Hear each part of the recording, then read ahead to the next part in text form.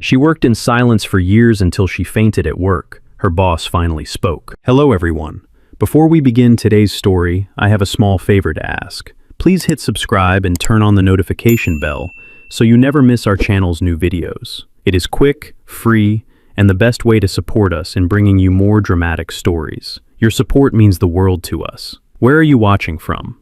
Drop your city or country in the comments below. Thank you very much. Now, let us return to the main character. She arrives at the office before the sun rises and leaves long after the city lights come on. For years, she has worked this way, quietly, carefully, without complaint. Her name is Emily Carter. Most people in the building recognize her face, but not her voice. She is the one who fixes reports before deadlines, double-checks numbers no one else notices, and stays behind when everyone else rushes home to dinner. Her desk sits near the back corner of the open floor, far from the glass offices and far from attention. Emily does not complain. She does not ask for praise. She learned long ago that being reliable was safer than being seen. Every morning, she pours herself a cup of coffee, sets it beside her keyboard, and forgets to drink it. By noon, the coffee is cold. By evening, her hands ache slightly as she types, but she ignores it. She always ignores it. Her boss, Daniel Whitmore, is the founder and chief executive officer of the company. To most employees, he is distant, disciplined, and nearly untouchable. A self-made billionaire, known for his sharp instincts and even sharper silence. He rarely raises his voice, rarely offers compliments, and almost never asks personal questions. Emily has worked under his leadership for 7 years. In 7 years, he has never once said her name out loud. Late one night, long after the elevators have stopped running regularly, Emily remains at her desk. The office is quiet, except for the hum of overhead lights and the faint sound of air conditioning. Her screen glows with unfinished spreadsheets. Her phone buzzes with a reminder she ignores. Her vision blurs for just a second. She blinks, presses her fingers to the edge of the desk, and tells herself to breathe. She has felt this before. A wave of dizziness, a tightness in her chest. She promises herself she will stand up in a moment. She never gets the chance. The room tilts. The light above her flickers. Emily reaches out, knocking over her cold coffee, and then the floor rushes up to meet her. When she opens her eyes again, the world feels distant and muffled. Voices echo somewhere above her. She smells antiseptic and hears the steady beep of medical equipment. And then, through the haze, she hears a voice she recognizes instantly. Low, controlled, unmistakable. "Do not move her," the voice says. "Call the doctor now." There is urgency in his tone that no one at the company has ever heard before. Emily tries to speak, but her throat is dry. Her eyelids flutter. She feels a hand near hers, close but careful, as if afraid to touch her too firmly. Another pause, a breath, and then, softer, meant for no one else in the room, she hears him say, "I should have noticed sooner." For the first time in years, Emily is not invisible. And for the first time, Daniel Whitmore is no longer silent. What happens next will change both of their lives in ways neither of them expected. Emily wakes to the steady rhythm of a heart monitor and the soft glow of morning light filtering through a narrow hospital window. For a moment, she does not remember where she is. Then the weight of exhaustion settles back into her body, heavy and undeniable. A nurse notices her eyes open and steps closer, speaking gently, explaining that she fainted from severe exhaustion and dehydration. Emily listens without interrupting. She has heard versions of this before, though never in a hospital bed. When the nurse asks how long she has been feeling unwell, Emily hesitates. "A while," she finally says. The nurse nods, as if that answer explains everything. As the room quiets again, Emily stares at the ceiling and lets her thoughts drift backward. Long before the collapse, long before the cold coffee and late nights, there was a pattern she never questioned. She had joined the company fresh out of college, grateful simply to have a desk and a steady paycheck. The work was demanding, but she told herself that was normal. Everyone else seemed to manage. When tasks piled up, she stayed later. When coworkers needed help, she stepped in. When mistakes happened, she fixed them quietly before anyone noticed. Over time, people began to expect it. Emails came late at night with unspoken assumptions. Deadlines grew tighter. Praise went elsewhere. Emily learned to measure her worth by how invisible her effort could be. If no one complained, she was doing well. She skipped lunches. She postponed doctor appointments. She learned how to smile and say, "I am fine," even when she was not. Back at the hospital, the door opens again. Emily expects another nurse, but instead, she sees him. Daniel Whitmore stands just inside the doorway, his suit jacket folded neatly over one arm. He looks out of place here, surrounded by white walls and quiet machines. For a moment, he does not speak. He simply looks at her, as if confirming that she is real, that she is awake. "I will not stay long," he says finally. His voice is calm, but there is something restrained beneath it. "I wanted to make sure you are all right." Emily tries to sit up, instinctively professional even now. He gestures gently for her to stay still. The silence stretches. It is not uncomfortable, just unfamiliar. "The doctor said you pushed yourself too far," he continues. "They were clear about that." Emily swallows. "I did not mean to cause trouble." The words slip out automatically, practiced and reflexive. Daniel's expression tightens, just slightly. "This is not trouble," he says. "This is something I should have addressed sooner." Emily looks at him then, really looks at him. In all the years she has worked under his leadership, she has never heard him speak this way. Not to her, not to anyone. "I see now how much you carry," he says, "and how little you have been asked if you can." Emily does not know how to respond. Her chest feels tight, but not from illness, from something else, from being acknowledged in a way she did not realize she needed. Daniel sets his jacket down on the chair beside her bed. "You are going to take time off," he says, not as an order, but as a certainty. "The company will adjust. I will handle that." She opens her mouth to protest, then closes it again. For once, she does not have the strength to argue. As he turns to leave, Daniel pauses at the door. "Rest," he says. "That is not a request." When he is gone, Emily exhales slowly. For the first time in years, there is nothing she needs to fix. No task waiting for her attention. Just the quiet, and the unfamiliar feeling of being seen. And somewhere beneath the exhaustion, something begins to ease. Emily spends the next few days at home, though rest does not come easily at first. Her apartment feels unfamiliar in the daylight, as if it belongs to someone else. For years, she only saw it in fragments, early mornings and late nights, always rushing in or out. Now, time stretches in quiet, unstructured hours. The doctor's instructions echo in her mind. Proper meals, water, sleep, no work emails, no exceptions. At first, her hand reaches instinctively for her phone every few minutes. She checks the screen, half expecting messages marked urgent, deadlines flashing in red. There are none. Her inbox is silent. On the second day, a package arrives at her door.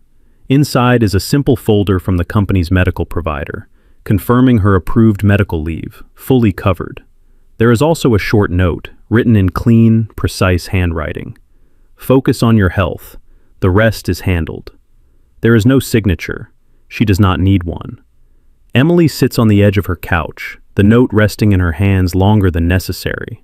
Something shifts inside her, subtle but undeniable. For the first time, she is not being asked to prove her worth through exhaustion. As the days pass, her body slowly responds. The headaches ease.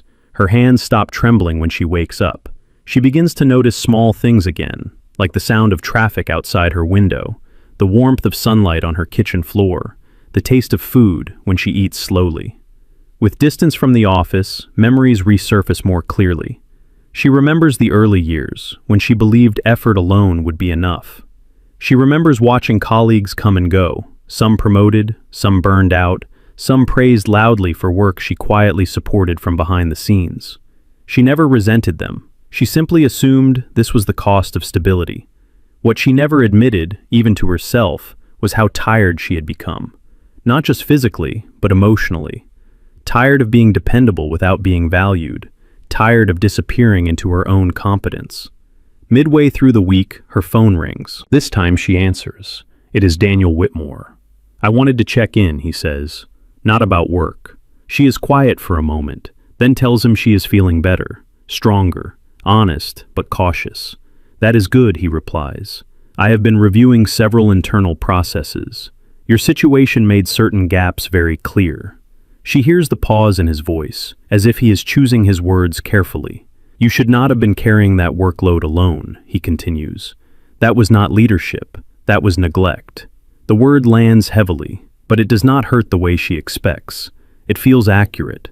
I am making changes, he says. Not just for you, for the structure that allowed this to happen.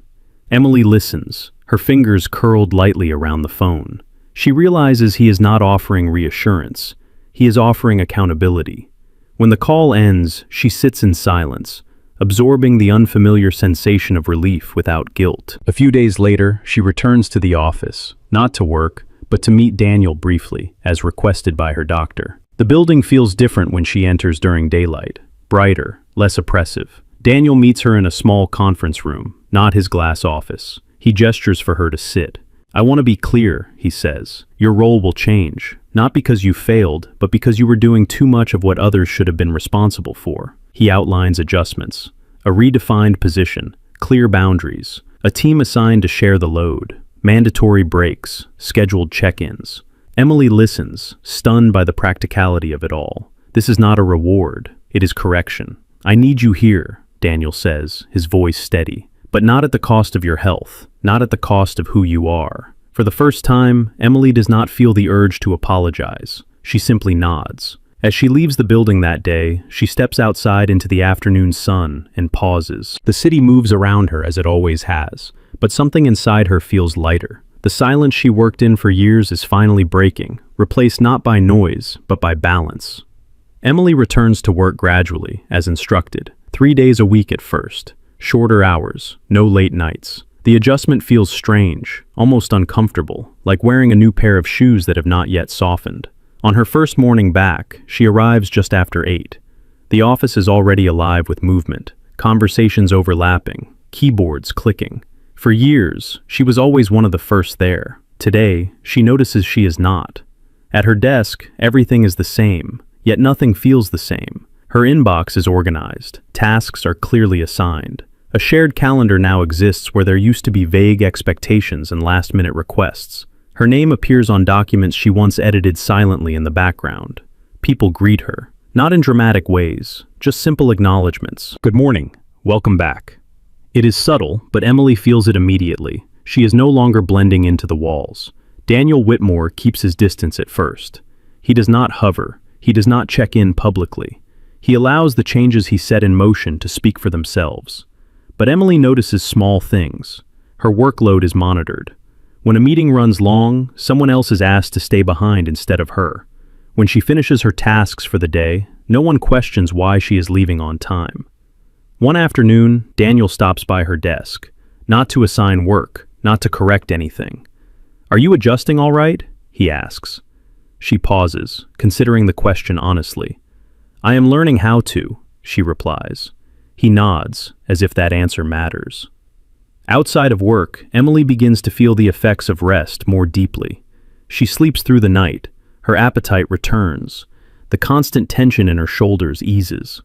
For the first time in years, her body is no longer operating in survival mode. But healing brings clarity as well. One evening, sitting alone in her apartment, Emily realizes how close she came to losing herself entirely.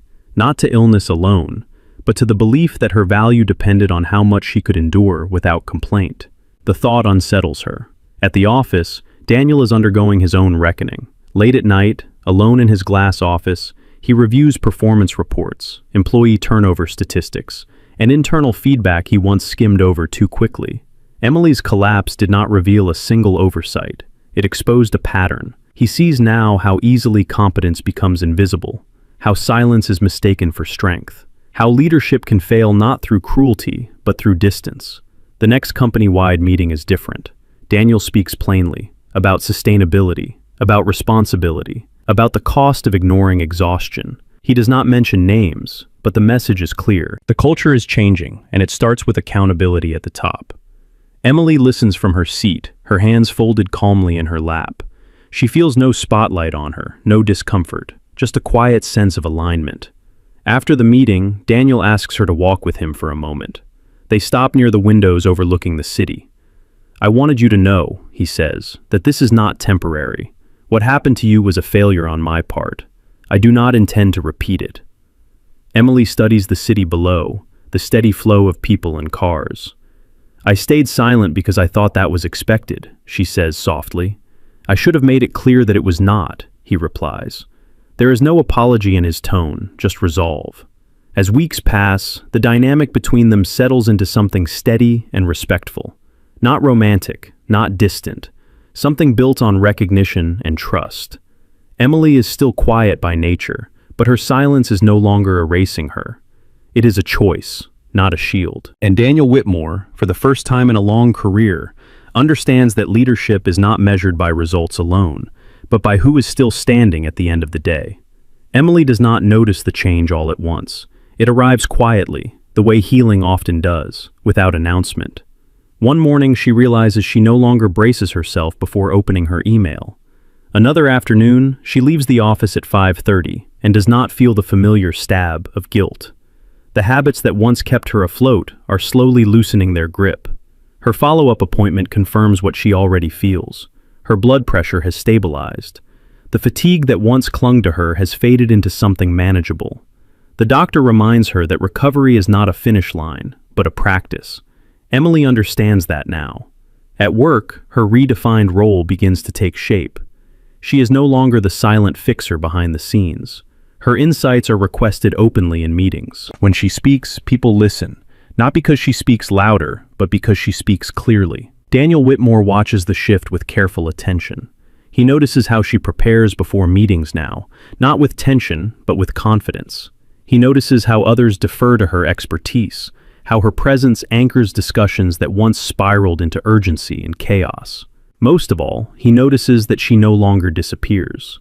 One evening, after a long but balanced workday, Daniel asks if she has a moment. They sit in the conference room, the city outside darkening as lights flicker on one by one. "There is something I would like to offer you," he says, "not as a reward and not as compensation." Emily listens without interrupting.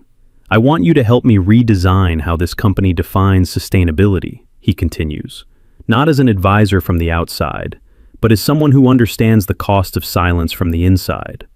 She feels the weight of the words, not as pressure, but as trust. "I will not accept unless it fits within the boundaries we set," she says carefully. A small smile crosses his face. "That is exactly why I am asking." Their conversations grow more frequent after that. Not longer, just more honest.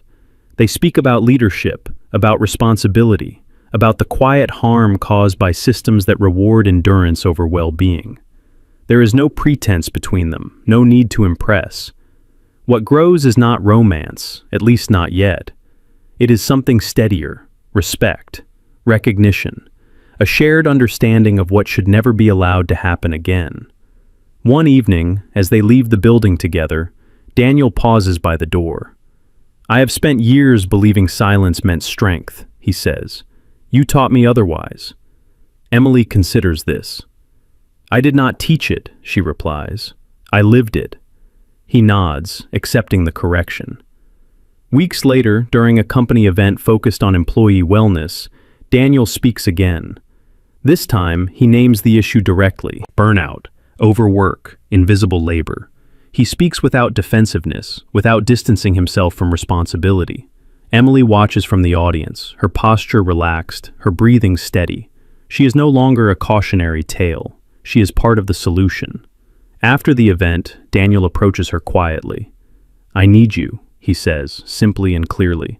"Not because you endure, but because you see what others miss." The words land differently now, not as a burden, not as a plea, but as a choice. Emily meets his gaze and answers without hesitation. "Then we do it right." As she walks home that evening, the city air feels lighter.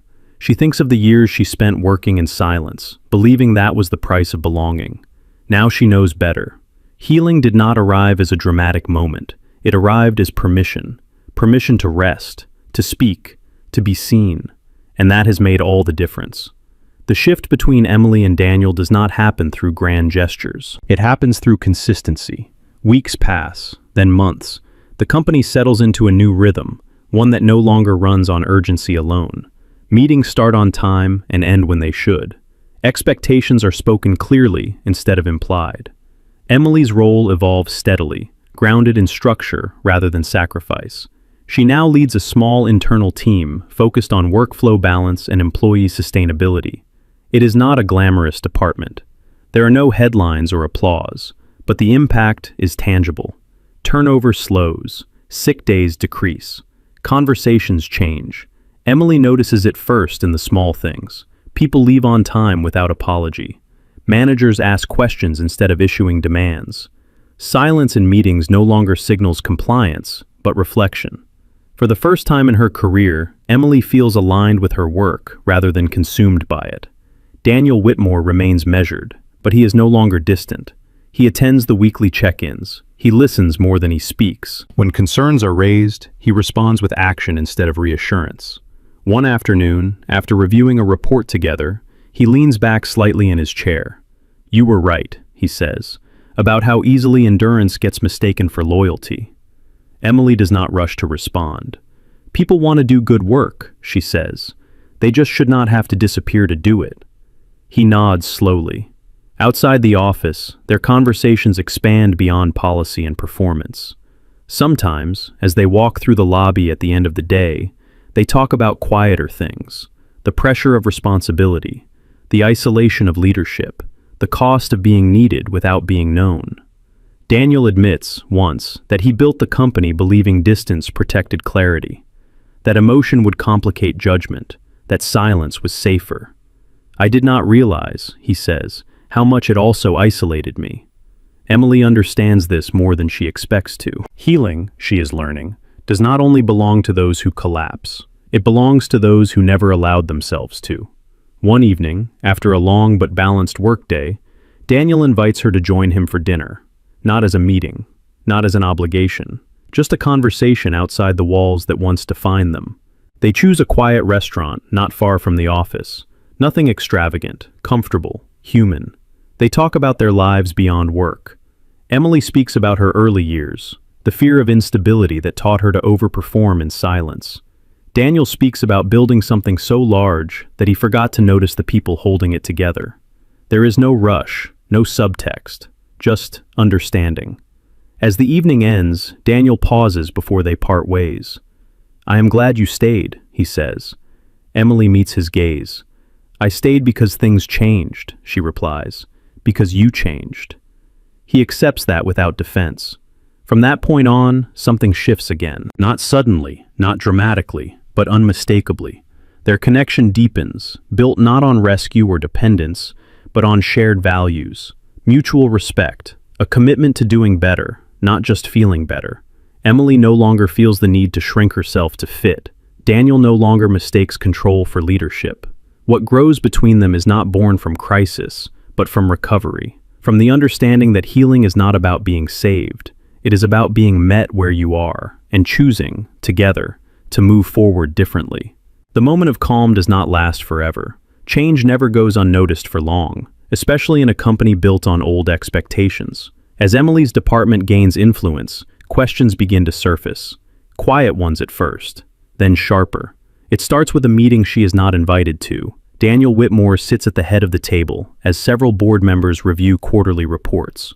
Productivity has improved. Turnover is down. Employee satisfaction metrics are rising. On paper, the changes look successful, but success does not silence doubt. One board member leans forward. "These adjustments," he says carefully, "they are expensive. Reduced hours, expanded teams, slower timelines." Another adds, "There is also concern about favoritism. This initiative began after one employee collapsed at work." The room grows still. Daniel does not react immediately. He listens. He always listens. "You are referring to Emily Carter," he says finally.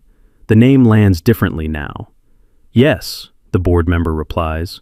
"Her influence on company policy has grown rapidly. Some are questioning whether your judgment has been compromised." Daniel feels the familiar instinct to retreat behind distance, to end the discussion with authority alone. For years, that instinct protected him. This time, he resists it. "My judgment was compromised before," he says evenly, "when I allowed exhaustion to be mistaken for dedication, when I rewarded silence instead of sustainability." The room shifts, not in agreement, but in attention. "These changes were not made because of one collapse," Daniel continues. "They were made because that collapse revealed a system that would have eventually failed many more." The board members exchange looks. The challenge is not over. Later that day, Daniel calls Emily into his office. Not the conference room, his office. He closes the door behind her. "There are concerns," he says, "about boundaries, about your role." Emily absorbs this quietly. She expected it, even if she hoped it would not come so soon. "If this is a problem," she says carefully, "I will step back." The words are measured, professional, but Daniel hears something else beneath them. An old reflex, the instinct to disappear to protect the structure. "No," he says firmly, "that is not what this is." He moves from behind his desk, standing across from her. "This is the moment where I either defend what we are building," he says, "or allow the company to slide back into what it was." Emily studies him, searching for hesitation. She finds none. "I need you to know," he continues, "that I am prepared to stand by these changes, by your work, even if it costs me leverage." The room is quiet. Emily feels the weight of his words settle, not as pressure, but as trust. "I will not be the reason you are questioned," she says. "You are the reason I am certain," he replies. That evening, Emily goes home unsettled, not by fear, but by clarity. For the first time, her presence is not something that must be justified quietly. It is being defended openly. The next board meeting is decisive. Daniel presents data, testimony, long-term projections. He speaks not of compassion alone, but of strategy, of retention, of resilience, of leadership that does not break people to prove strength. When the meeting ends, the vote is narrow, but final. The changes stay. Emily stays. The cost is real. Daniel loses support from a few long-standing allies. Influence shifts, expectations harden, but something else strengthens. When Emily sees Daniel afterward, she does not thank him. She simply says, "You chose integrity." He nods. "So did you, when you did not disappear." That night, both of them understand something fundamental has changed. Healing, they realize, is not complete until it is defended. And this time, neither of them stands alone. The weeks that follow are quieter, but they are not easier. After the board decision, the company does not celebrate. There is no announcement, no victory speech. Change settles in slowly, resisted in small ways by habit and skepticism. Emily feels it in the hesitations, the guarded questions, the moments when people wait to see if the new standards will truly hold. She does not push, she steadies. Her work now focuses on integration rather than correction. She listens, she gathers feedback, she adjusts processes where they strain instead of forcing them into place. Healing, she knows, cannot be imposed. It has to be supported long enough to prove it is real. Daniel stands behind her decisions, even when they are inconvenient. When a senior manager complains about reduced flexibility to demand overtime, Daniel responds plainly. When a department requests an exception to old practices, he asks why the exception is necessary. He does not shield Emily from scrutiny, but he does not leave her exposed to it either. Trust, Emily realizes, feels different when it is practiced publicly. One afternoon, months after her collapse, she finds herself standing in the same hallway where everything changed. The lights are bright, the floor polished. The office feels alive, but not frantic. She pauses there longer than she expects. She remembers how she felt that night. The dizziness, the fear she ignored, the certainty that stopping meant failing. She breathes in, steady now, and continues walking. Later that day, Daniel asks her to meet him on the rooftop terrace. It is a space rarely used, overlooking the city skyline. The air is cool, the noise distant. "I wanted to thank you," he says, not formally, not as a superior, but as a man who understands the weight of the words. "For what?" she asks. "For staying," he answers, "and for holding your ground when it would have been easier not to." Emily considers this. "You made it possible to stay," she says, "without disappearing." He nods. "That was not easy for me." "I know," she replies. They stand in silence, comfortable now, no longer defined by hierarchy alone. The city stretches below them, complex and alive.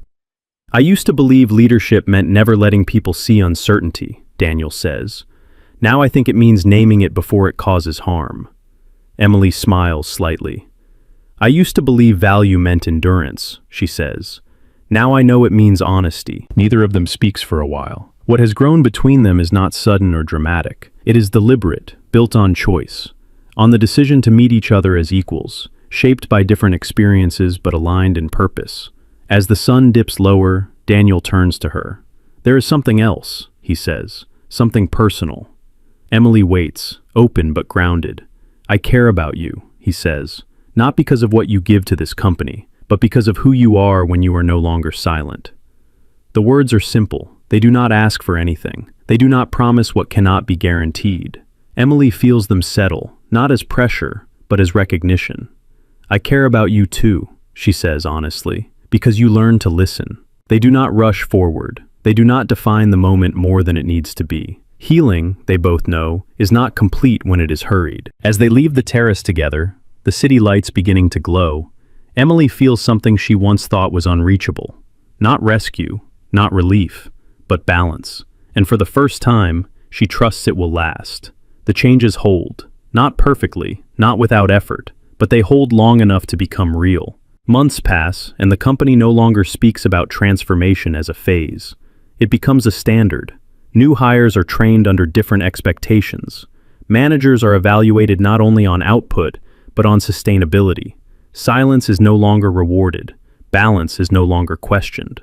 Emily settles into her role with quiet confidence. She no longer arrives before sunrise or leaves long after dark. Her days are full, but not consuming. When she speaks, she does so without rehearsing apologies in her head. When she rests, she does not justify it. Her health continues to improve. The fatigue that once defined her life fades into memory. Not forgotten, but understood. A reminder of what happens when care is delayed too long.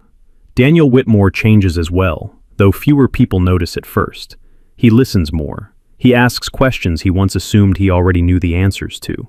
He walks the floors of the building without an agenda, without urgency, simply present. Leadership, he learns, is not weakened by visibility. It is strengthened by it. Their relationship grows naturally, without pressure or spectacle. They share dinners after work, sometimes talking about the company, sometimes not. They learn each other's rhythms, each other's limits. There is no rush to define what they are becoming. Both of them understand what happens when things move faster than the body or the heart can sustain. One evening, as they walk through the city together, Daniel stops beneath a streetlight. The noise of traffic hums around them, steady and familiar. "I used to believe needing someone meant losing control," he says. "Now I understand it means trusting the right things." Emily looks at him, her expression calm, grounded. "And I used to believe being needed was the same as being valued," she replies. "Now I know the difference." They stand there for a moment, not as a billionaire and an employee, not as a leader and a subordinate, but as two people who have learned, the hard way, what it costs to ignore humanity. Their hands find each other naturally. No announcement, no promise beyond the present. Back at the office, Emily passes the corner where she once collapsed. The memory no longer tightens her chest. It reminds her how far she has come. She no longer works in silence. She works with clarity. The story of her collapse becomes something else over time. Not a warning whispered quietly, a lesson spoken openly. And for Daniel, the moment he finally spoke is not remembered as a weakness, but as the beginning of true leadership. Because healing, they both know now, is not a single event. It is a series of choices: to listen, to speak, to rest, to stay, and to never again confuse silence with strength. That is how the story ends, not with a dramatic declaration, but with a life that no longer needs to fall apart in order to be seen.